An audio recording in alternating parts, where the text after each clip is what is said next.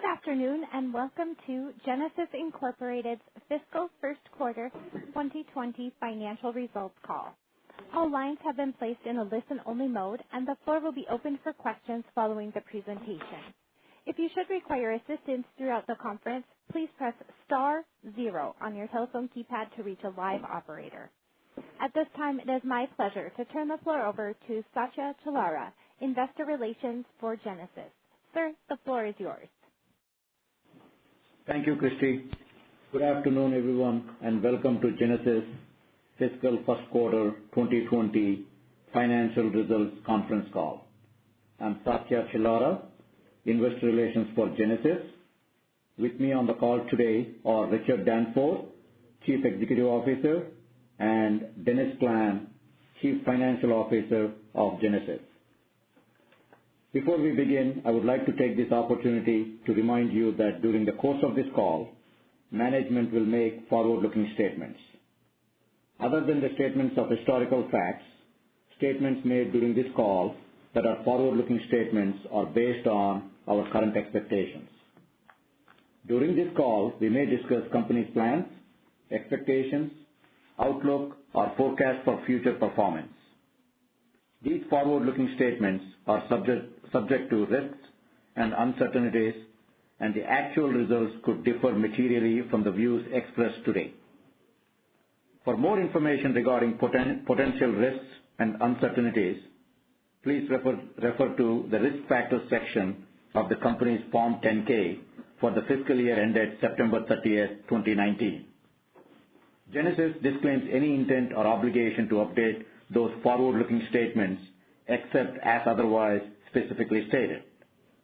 We may also discuss non-GAAP operational metrics of bookings and backlog, which we believe provide helpful information to investors with respect to evaluating the company's performance. We consider bookings and backlog leading indicators of future revenues and use these metrics to support production planning. Bookings is an internal operational metric that measures the total dollar value of the customer purchase orders executed in a given period, regardless of the timing of the related revenue recognition. Backlog is a measure of purchase orders received that are scheduled to ship in the next 12 months. Finally, a replay of this call will be available in approximately 4 hours through the Investor Relations page on our website. At this time, it's my pleasure to turn over the floor to Genasys Chief Financial Officer, Dennis Klam. Dennis? Thank you, Satya, and welcome everyone. I will open today's call with a recap of the fiscal first quarter 2020 financial results. Richard will then provide an update on the business. Afterwards, we'll open the call for questions. Revenues for the first quarter of fiscal year 2020 were $8.8 million, compared with $10.2 million in the first fiscal quarter of 2019. Gross profit was $4.6 million, or 52.4% of revenue. The improvement over the 50% gross profit in the prior year quarter was due to more profitable product mix. Operating expenses in the fiscal first quarter of 2020 were $3.9 million, an increase of 3% compared to the same period in the prior year. This primarily reflects the company's increased level of investment in software development to support the previously discussed European Union and other public warning initiatives. We generated net income of $620,000, or 2 cents per diluted share in the fiscal first quarter, compared with net income of $1 million, or 3 cents per diluted share in the same quarter last year. Cash used in operating activities in the quarter was $1.8 million. This represents an improvement of $3.3 million compared with the first quarter last year. The use of cash in the quarter was primarily due to higher accounts receivable and reduced liabilities compared with balances at September 30, 2019.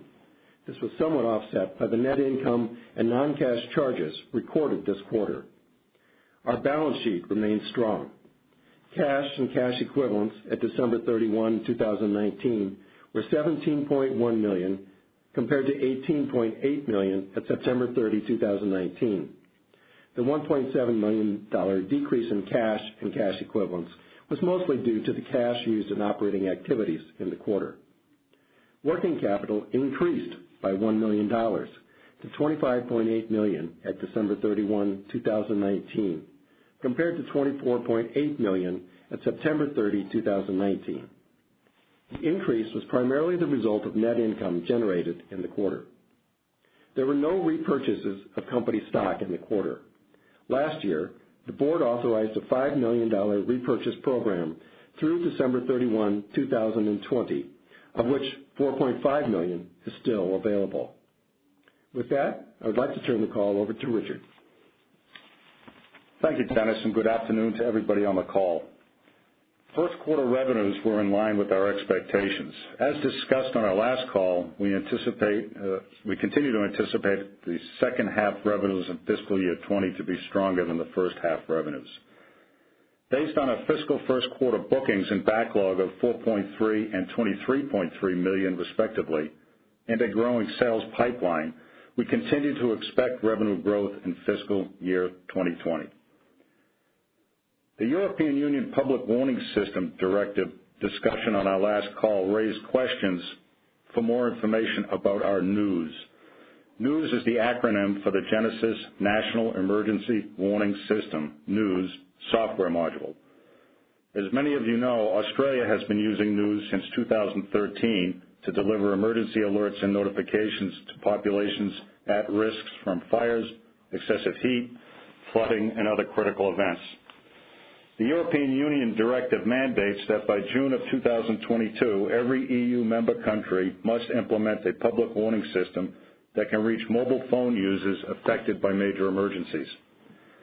The public warning system must include geo-targeted emergency communications.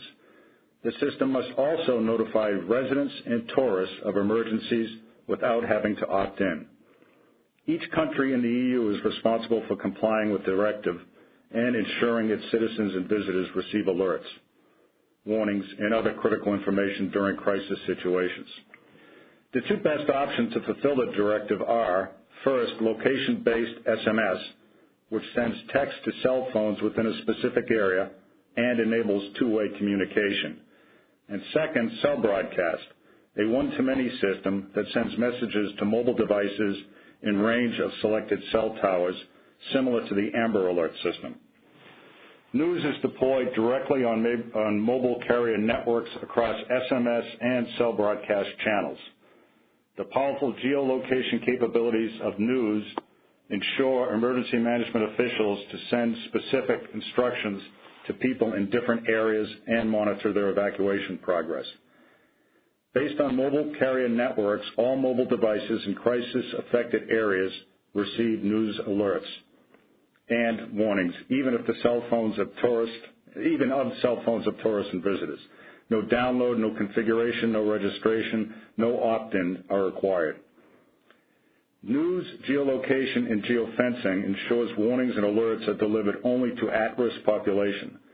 This is imperative for maximizing attention rates to alerts, as many people tend to ignore notifications that do not immediately affect them.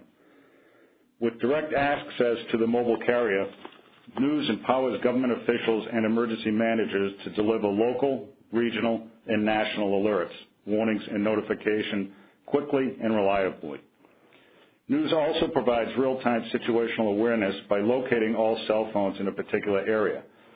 This information is updated before sending an alert, ensuring everybody in the crisis-affected area is sent critical alerts and notification.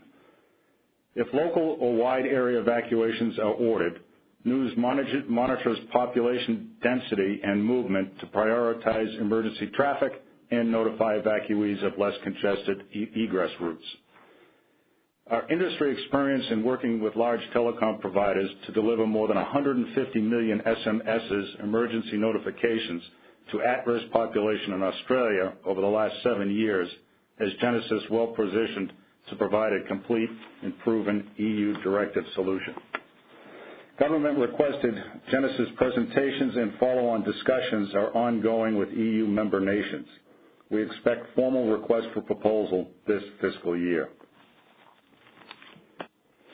Outside the EU directive, Genasys is the only provider of a unified hardware and software platform that delivers emergency alerts and public safety mass notification. Our unified platform is the basis of the previously announced California and Puerto Rico system orders. The Genasys platform supports all FEMA emergency alerts and easily integrates across multiple communication channels, emergency agencies, and data sources, provide advanced public safety notification, geo-targeted mobile alerts, and industry-leading remote activation and control options. Messages are delivered and managed through the Genasys cloud-based command and control software. Dynamic maps, traffic information, weather forecast, and sensors for earthquakes, flooding, landslide, fires, and other detection capabilities are integrated into the command and control system. In addition to the SMS and cell broadcast, Genasys delivers emergency alerts through other communication channels, including social media, radio, TV, mobile apps, and our LRAD public safety mass notification speaker systems. Our systems broadcast audible alerts and emergency notification with the industry's best vocal clarity and area coverage. Featuring solar power, battery backup, and satellite connectivity, the systems continue to operate when existing power and telecommunication infrastructures go down or are turned off. The more channels used to distribute urgent notifications, the more likely everybody will receive the critical information they need to stay safe. Our work with California emergency management officials and members of the state legislature on measures that will fund and implement advanced public safety mass notification system and practices is progressing. In addition to Laguna Beach, Mill Valley, and Newport Beach, other municipal orders are expected this fiscal year. A significant increase in interest in our news software module and public safety mass notification integrated solution from European Union nations, the Asia Pacific, the United States, and other countries is expected to culminate in several requests for proposal this fiscal year. Significant domestic and international defense and homeland security orders from the U.S. military, Europe, Latin America, and the Asia Pacific region are also anticipated in fiscal 2020. Strong backlog and a robust pipeline growth in both our acoustic hailing device and public safety mass notification business segments have Genasys on track for further business and revenue growth in fiscal 2020.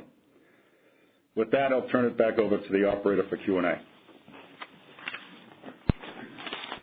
Thank you. The floor is now open for questions.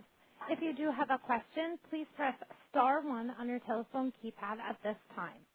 But anytime your question has been answered, you can remove yourself from the queue by pressing 1. If you're using a speakerphone, we ask that while posing your question, you pick up your handset to provide favorable sound quality. Again, ladies and gentlemen, if you do have a question, please press *1 on your telephone keypad at this time. And we'll pause a moment while we poll for questions.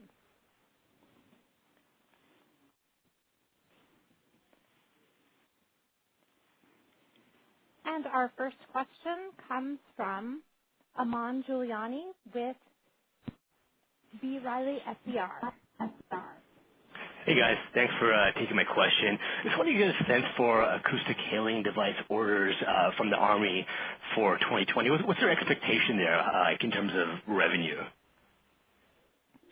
I've said before, Aman, that it's probable or maybe likely that the order for 20 will be slightly smaller than the order for 19. 19's order had some pent-up demand in it. But we'll see when the budgets actually get to the program office. Got it. Thanks. And then just like looking at these orders from Laguna Beach and Newport Beach, what's like the timing for that? Like how long does that convert to revenue? It depends. I'd say from 1 quarter to 2 quarters. Installation can sometimes require permitting and access that takes some time to get. Okay, thanks. And then nice to see gross margin starting to normalize above 50%. What do you think is driving the improvement in the gross margin? As Dennis mentioned, it really is mix. Gross margin year over year has shown some improvement, but it's in the tenths of points. Mix. If you recall, last quarter, I think, Dennis, help me, we were at 49. 48, something like that. So mix has most of it, Aman. Got it. Okay. And last question from me. How should we think about the cadence for R&D for 2020 relative to 2019? Growth. Okay. We are putting in both the SG&A line and the R&D line. We expect more in 20 than we realized in 19 in support of some of the initiatives I spoke about. Right. Would you say that's largely focused on the software piece of the business or more hardware? Software. Okay. Thank you. I'll pass it on. Thank you, Aman. Next caller, please. And our next question comes from Ed Wu with Ascendiant Capital. Please go ahead. Yeah, thank you for taking my question. My question is, you mentioned that there's going to be some requests for proposals from the EU for their mandate. What do you think the timing would be for requests for proposals to actually getting selected to actually potentially, delivering the product? Ed, I don't know the answer to that question. I do expect a handful of proposals to come out of the EU in this fiscal year. How long they take to evaluate it, I just don't know.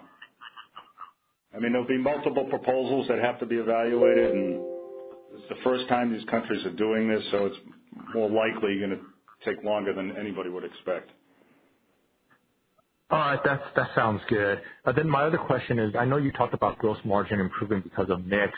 Is it because of the greater amount of software that's being included with your product sales? And what do you think about the longer-term gross margin potential? I think if you look at us today, our revenues are still dominated by hardware. In FY20, we continued to grow our software development team, as we have since we acquired Genasys Spain. That team has just about doubled in count in the last 2 years. We recently opened a second office in Spain to support pursuits in Australia, the EU, and the United States and other regions of the world. I think you'll start to see substantive revenue growth in the software side more likely in our FY21 than 20. Great. And what is the long-term market? You broke up, Ed. Ed? And Hello? I believe Ed's line may have dropped. We can move on to our next question if you'd like.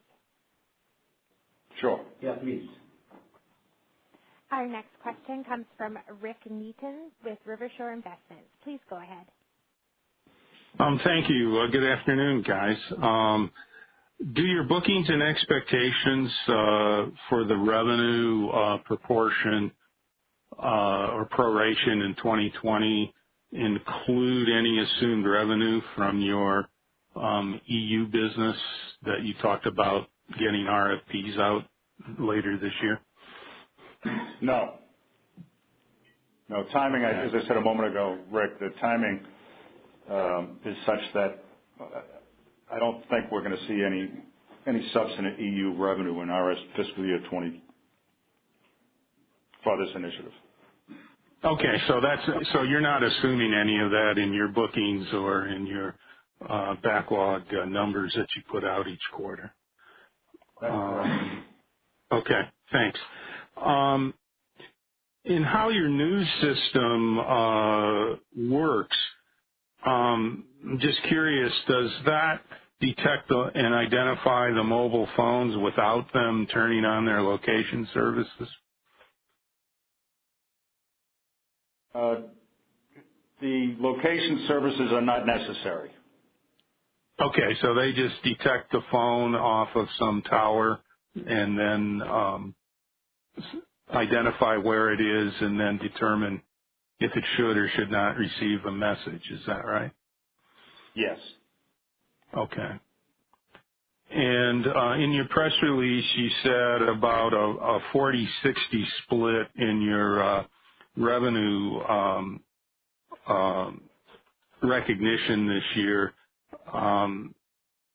And should we see some according shifts in your backlog numbers as and bookings numbers as we get into the second half of fiscal 2020?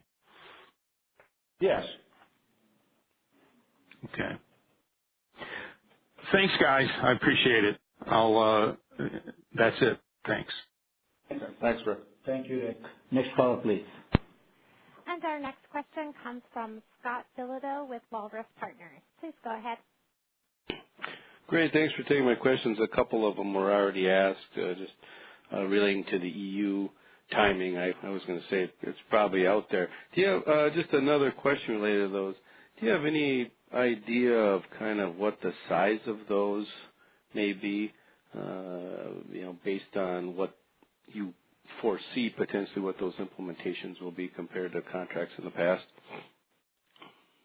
Yes, we have our internal estimates on that, Scott, but I'm not going to comment on those. It gets too close to pricing. So I got you. We'll leave it at that. Okay. Yep. I guess, yeah, I mean, the idea is you get RFPs out this year, you respond, and then, again, you don't know how long these are going to take and how much political crap will be in them and all that kind of good stuff. So it's probably good not to expect anything this year, or and what the conversion rates on there. How about domestic business? What's out there in terms of, you talked about a large pipeline, more of the some of the things you've seen from Orange County and so forth, or what Yeah, there's that in it. Color you can give. Yeah, we expect revenue bookings growth in all geographic regions of the world. Some more than others, but it looks pretty solid, Scott. Okay, great. All right, I guess a few of my questions were already. Thank you, Scott. And next, we'll move on to David Lubke with Summit Financial. Please go ahead. Hello, thanks for taking my call. After that big Army order, $20 million plus, I think I remember you saying or writing that the order would be pretty much split up the revenues between all 4 quarters of 2020. Was that the case in quarter one? Was that close to 1/4 of that order delivered? Yes. Okay, thank you. Thanks, David. Next caller, please. As a reminder, ladies and gentlemen, if you do have a question, please press *1 on your telephone keypad at any time. And our next question comes from from Lloyd Corton, a private investor. Hey, gentlemen. Hey, Richard. How are you? Good, Lloyd. How are you? I'm good, thank you. I have a few questions. Maybe I was typing some notes while you were talking about it, but I'm certainly aware of the California initiative that you're doing. But do we have people going after different states here in America before we talk about Europe? Yes. From both a hardware and a software perspective, Lloyd. I'm talking about the Genasys program, which includes them both, for the various cities. How many people do we have that go after that kind of business? The entire network in the U.S. and outside the U.S. Is identifying the opportunities, and then the opportunities usually will come back to San Diego. We'll put a team together to go prosecute the opportunity. I guess what I'm asking, we have 50 states here, and you've got a foothold in California. In other words, do we go after all 50 states individually with different people? No, well, yes, eventually you have to, but not all 50 states are going to buy. So it'll be in the areas, the states that have historically been burdened with disasters, be it fires, tornadoes, floods, tsunamis, that kind of thing. I would think Florida would be a perfect target we've got California and Puerto Rico, and Florida has their share. You think we'll get in there? We're working opportunities in Florida as we speak. Okay. Next thing, the European initiative can be extremely lucrative for us, obviously. But so we have an office in Spain. How many different people do we have that are going to be going after the initiative there? I mean, each country is going to be submitting their own, I assume, right? Yes. Yes. We have a sales team that, a few X amount of people there?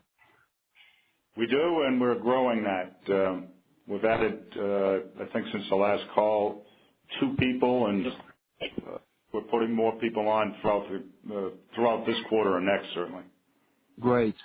Is there ever any thought or consideration about an alliance with a telecom, whether it be European telecom or domestic here telecoms? Since we yes. Okay, good. Thank you. Okay, that's it for today, and good luck with the rest of the year. Thank you. Thank you. Thank you, Lloyd. Next caller, please. Our next caller is Jonathan Manella with Edge. Please go ahead. Hey, Richard. How are you? I apologize. I dropped earlier. If you answered this, I apologize. Is it your expectation still for bookings growth for this fiscal year? I do, yes. Okay. Do you expect? Obviously, it'll be. Is your expectation sort of similar? It'll be very lumpy towards the fourth quarter.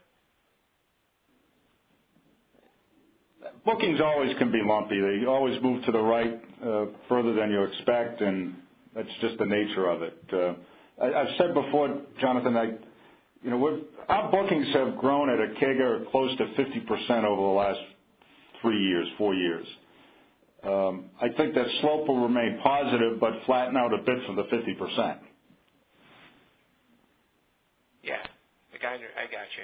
The other thing is I noticed there was, just on a separate topic, there was some recent strategic hires from BlackBerry's ad hoc business. BlackBerry's been in the news lately.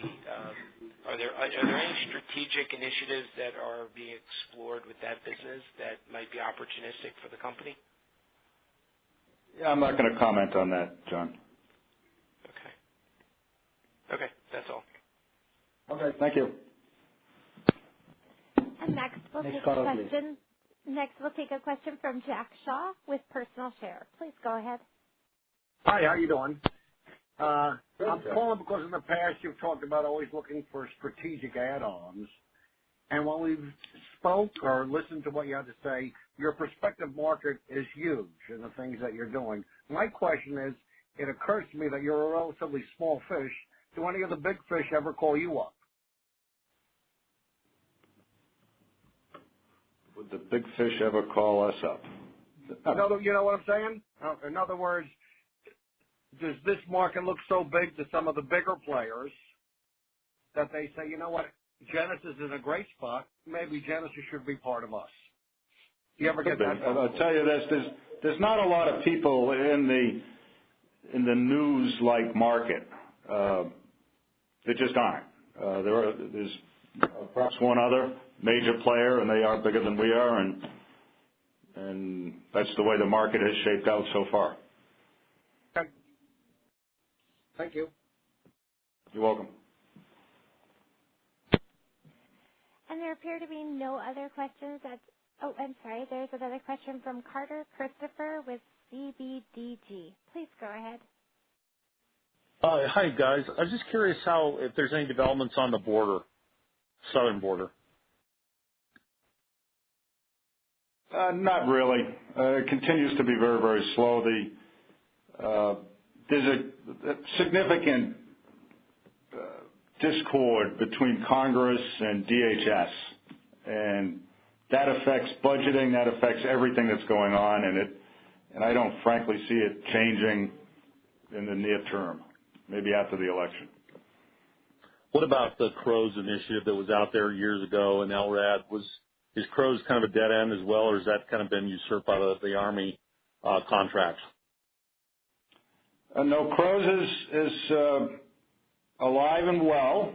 It does have some initial money budgeted to begin I'll say, concept development.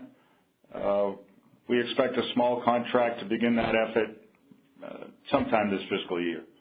But I think you would expect to see the bulk of the activity to begin in earnest in FY21. Is that Crow's? Can you talk about the size of that Crow's deal? Is it at one time it was supposedly big? Is it scaled back, or is there any comment you can make on the size, or is that just too sensitive? I don't know what was said in the past. I can say that what we know now, it's a sizable order. Yeah. More to follow, though. More to follow. Yeah, I think it was estimated to be over $100 million and over a multi-year deal, if I remember right. But last question on as you differentiate yourselves with the news program with Genasys, is there a way you can use the experience in Puerto Rico and/or Australia more recently to kind of use metrics to say this is how effective the system is as you go approach the European market or other U.S. states that Lloyd talked about?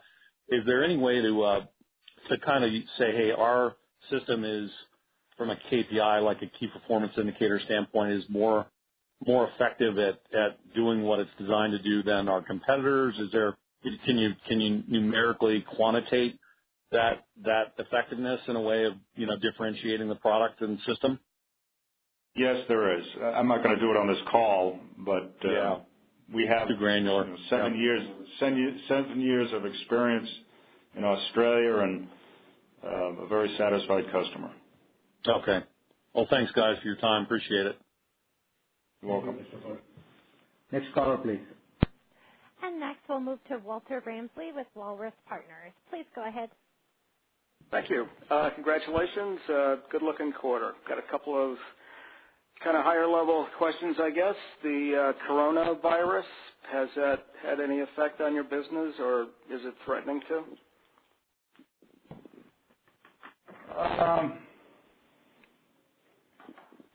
Let me see. Currently, we're not aware of any material impact. Most of our supply chain is here in the United States. We do source a small amount of composite parts from that part of the world. Within our supplier base, it is likely that our vendors may source parts in China. We're in contact with those vendors and evaluating the situation. So I'll go back and say currently we're not aware of any material impact. Okay. And if the 5G networks proliferate over the next few years, will that change the value proposition of your products at all? I'll answer that more broadly. When a network provider upgrades to 5G, it's highly probable that we will have to upgrade the new software module to integrate within it. So it provides opportunities. Okay. Anyway, thanks again. Appreciate it. You're welcome. Thank you, Walter.